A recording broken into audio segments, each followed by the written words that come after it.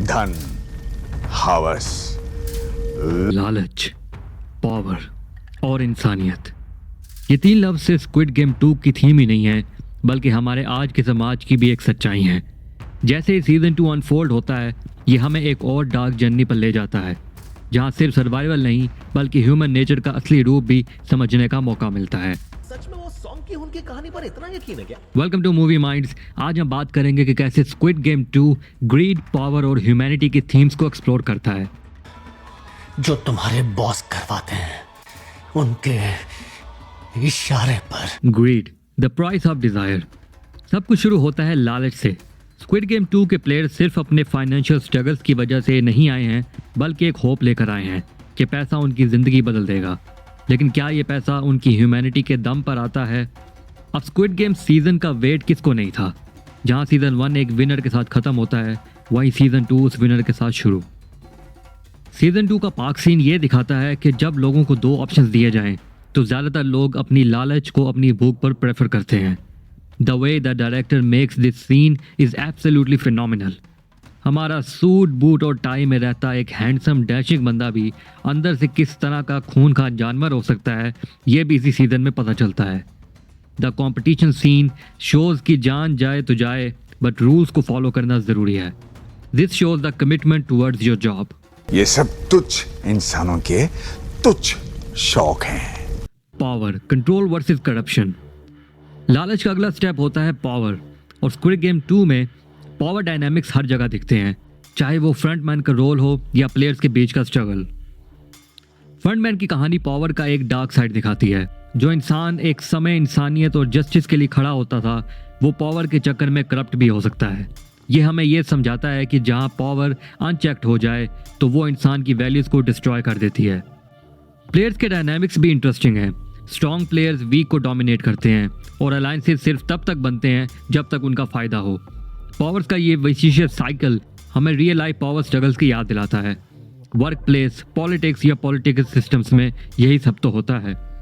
VIP जो सिर्फ spectators हैं, उनका बिहेवियर ये दिखाता है कि एब्सोल्यूट पावर का मतलब है एम्पैथी का एंड। इंसानी जिंदगी सिर्फ एंटरटेनमेंट बन के रह जाती है। Humanity, fragile yet resilient. इंसानियत स्क्विड गेम 2 का सबसे इमोशनल थीम है। यह हमें दिखाता है कि ह्यूमैनिटी कितनी फ्रेजाइल है, लेकिन उसके अंदर रिजिलियंस भी है। शॉन जे-हुन जो एक एवरेज इंसान है, अपनी ह्यूमैनिटी को लूज और रीगेन करते हुए दिखाई देता है। उसकी छोटी काइंडनेस, जैसे किसी प्लेयर की मदद करना या इनजस्टिस के अगेंस्ट खड़ा होना, यह बताता है कि अंधेरे में भी रोशनी हो सकती है। इवन दो सीजन 1 में गेम जीतने के बाद वो चाहता तो अपनी लाइफ आराम से जी सकता था, but he stands within moral standings. जिन लोगों ने भी ये गेम बनाई है, उनको किए की सजा मिलनी चाहिए, and that is more important then the winning amount. और पैसा भी वो जो लोगों के खून से बना हो। आपने स्क्विड गेम देखते हुए ये चीज़ नोटिस ज़रूर की होगी कि हमेशा बिट्रायल प्लेयर नंबर 1 ही होता है, और धोखा देने वाला इंसान हमेशा इस तरह के रूप में ही आता है जैसे वो ही सबसे ज़्यादा मजबूर हो, फिर चाहे सीजन 1 हो या फिर सीजन 2। एक पावरफुल सीन है जब प्लेयर्स अपने दोस्तों के साथ बिट्रायल करते हैं। ये हमें ये सिखाता है कि इंसानियत सिर्फ एक चॉइस का रिजल्ट है, लेकिन कुछ कैरेक्टर्स के एक्शंस हमें ये भी दिखाते हैं कि ह्यूमैनिटी सिर्फ खोलने का नहीं बल्कि उसे वापस पाने का भी नाम है। Squid game and real life systems. अब स्क्विड गेम 2 सिर्फ एक फिक्शनल गेम नहीं है, ये एक रिप्रेजेंटेशन है हमारी सोसाइटी का। ज़रा सोचिए, कॉर्पोरेट वर्ल्ड में कितने लोग एक दूसरे के खिलाफ खड़े होते हैं प्रमोशंस के लिए, या अपनी सोसाइटी में जो इनइक्वालिटी और प्रिविलेज का सिस्टम है। स्क्विड गेम 2 इन्हीं हार्श रियलिटीज़ को एम्पलीफाई करता है और हमें अनकंफर्टेबल क्वेश्चंस पूछने पर मजबूर करता है। वीआईपीज़ उन एलाइट लोगों का एग्जाम्पल हैं जो अपने प्रिविलेज और वेल्थ की वजह से डिसकनेक्टेड हैं। प्लेयर्स मासेस हैं जो अपनी सर्वाइवल के लिए अपनी इंसानियत तक दांव पे लगा देते हैं। ये शो एक वेकअप कॉल है कि अगर हम इन साइकिल्स को नहीं तोड़ते तो ह्यूमैनिटी के लिए कोई होप नहीं बचेगा। अगर यहाँ कोई ताकची खेल रहा होता तो अपन की नजर से बच सकता था क्या?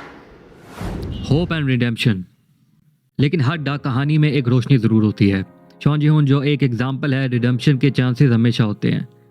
सीजन के एंड तक वो एक विक्टिम से एक रेबल बन जाता है जो सिस्टम को चैलेंज करने की हिम्मत रखता है।